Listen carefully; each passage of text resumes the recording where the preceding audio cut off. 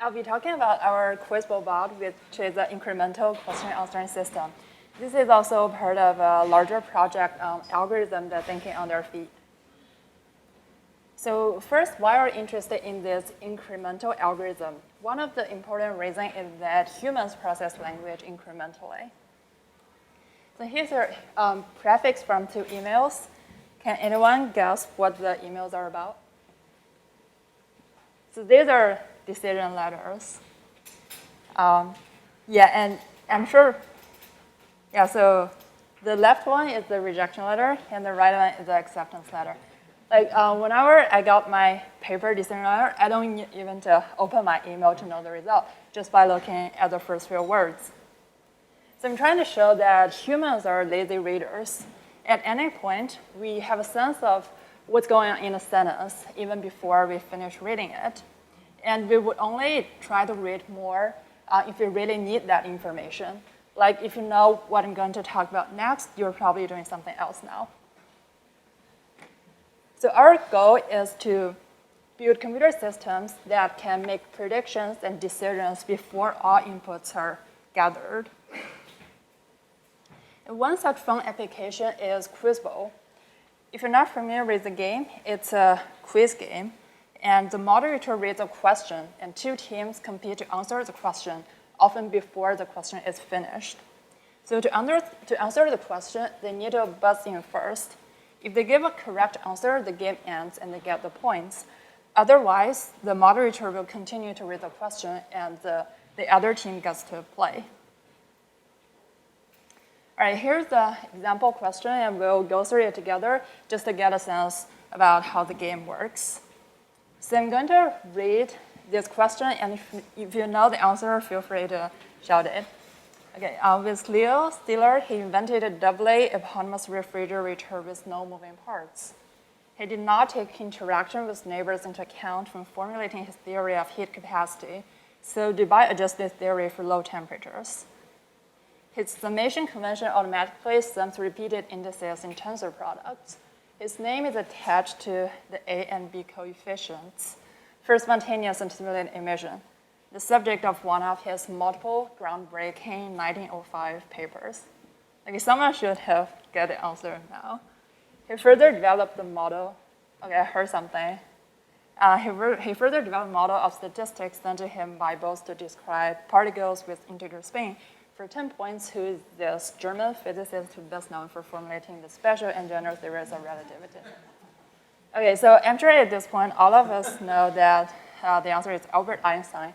And you might have also realized that at the beginning, the clues are really obscure. It's hard to guess the answer. But towards the end, it becomes easier, and the answer is more obvious. So with the buzzing mechanism, the design of these questions are meant to test who really knows the deep and unknown facts about a subject or an entity. All right, so how do we build a Quizbo bot that can play with humans? At the beginning, we've seen that humans are lazy readers, and we have a hypothesis at any point, and we read information only when it's needed. So similarly, we want our system to have a tentative answer after reading each input word. And the model should also be automatically deciding when it should buzz in to output the prediction. So our model consists of 2 modules. First is the content model. This is the question answering part. So the input is a partial question, and output is a distribution of all possible answers.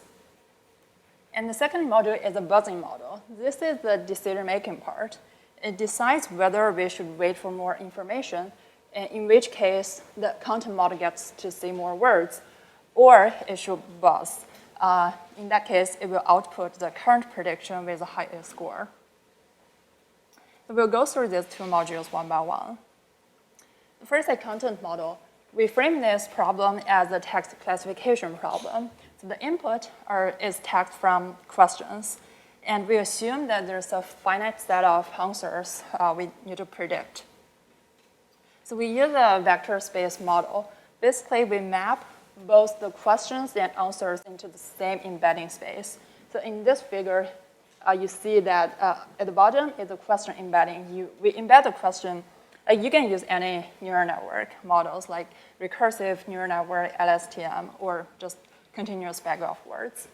So now we get a point of the question in that space, and then we embed the answers. Here, star is the correct answer, and red dots are the wrong answers. So during training, our loss function would encourage the question embedding to be close to the correct answer embedding and away from the wrong answer embedding. Okay. Next is the buzzing model. Here we solve this problem by decision-making as a decision-making process. So the information we can use to make decisions, which is what we call a state, includes the observed words and also our current prediction. And the actions model can take is to buzz, which is output the prediction, or to wait for more information. And our goal is to find a mapping or a function that maps from a state to an action. So if we have state-action pairs, we can solve this by supervised learning. We just learn a binary classifier as our action predictor. So these are our state representation. We use, our features include the current observed words, the current guesses and their confidence scores, and also the change of scores from last guesses. So these features tell us how confident we are about our current prediction. So to learn this classifier H, how do we get the ground truth action? So during training, we have this simple oracle that tells us if the current prediction is correct, we should buzz output the prediction. Otherwise, we should wait for more information. So this is very straightforward.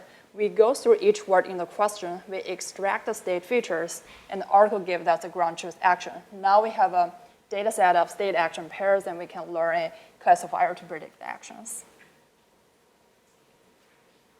All right, so we built our system, and we have results in the paper, but I think the real interesting part is to see how the system performs in real time. So last year, we have the system played against Ken Jennings, the Jeopardy champion in Seattle. So I'm going to show a video clip of the match. And the main character in this play refers to his chauffeur, Straker, as an example of the new main, and authored a set of aphorisms sometimes published as an appendix to this play, The Revolutionist's Handbook. In this play's third act, which is often performed separately from the rest of the drama, a statue of Roebuck Ramsden overlooks a conversation with the devil. Containing Don Juan and Pell, its main plot follows Anne Whitefield convincing John Tanner to settle down and marry her. For 10 points, name this Man and Superman. Also correct. Yeah, so in this case, the computer got the question correctly. So here's our interface. You can see we review the question word by word, and then at the bottom, we show the system's current prediction and the confidence score of each question. And we also have the system played against professional Quizbo players. The most recent one is this summer. We played against, we have a workshop, and our best system played against the California's National All-Star Academic Tournament team. And we ended up with humans 190 versus machines 155. So there is still some space for improvement.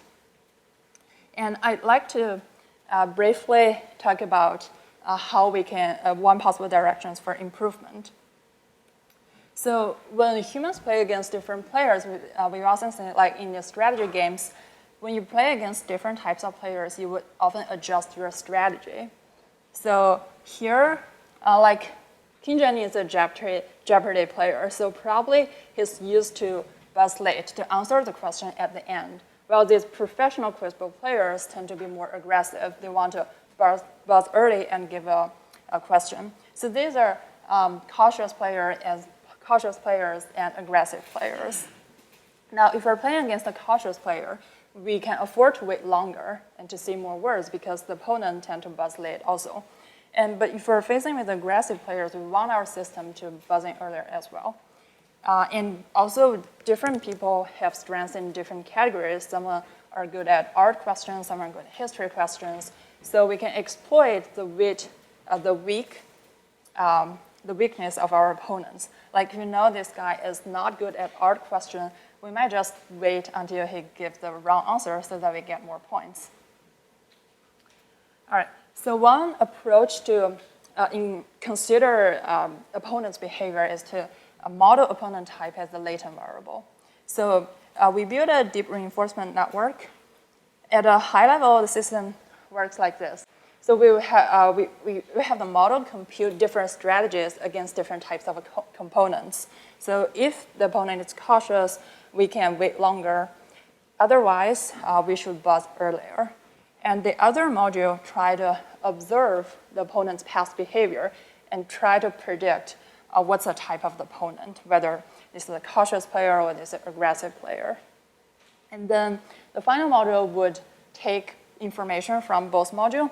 We have different strategies, and we also have estimates of the opponent's type.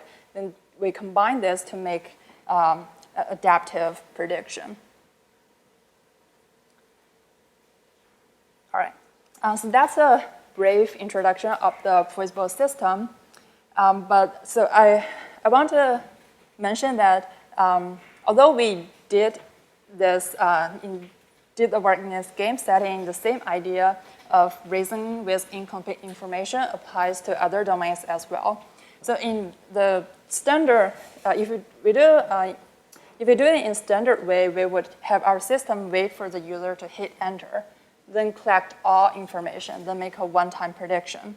However, here we're proposing a dynamic system that maintains a tentative prediction at any time. So even if the user hit Control-C, we will have some prediction.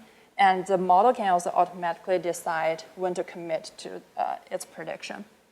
This is important in many interactive applications. One example is simultaneous translation. So there, instead of just give the system one sentence and wait for to translate, the system receives the continuous stream of speech, and then the model has to decide where to segment the speech and when to start translate. And also, it's important in early predicting of users' problems and goals in dialogues. For example, in customer service, if we can identify the user's problem early on, we can give some options, suggestions, or redirect user to relevant teams. Okay, finally, I would like to thank my collaborators. They all worked on the Quizzball systems, and thank you. I'm happy to take any question.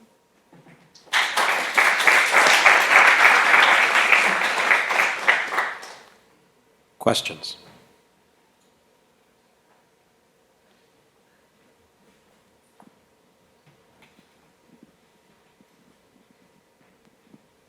So you mentioned like Jeopardy versus the Quiz Bowl. Have you tested this on like a Jeopardy type of situation as well, and did it perform, as good or, better than some of the machines they played on that game?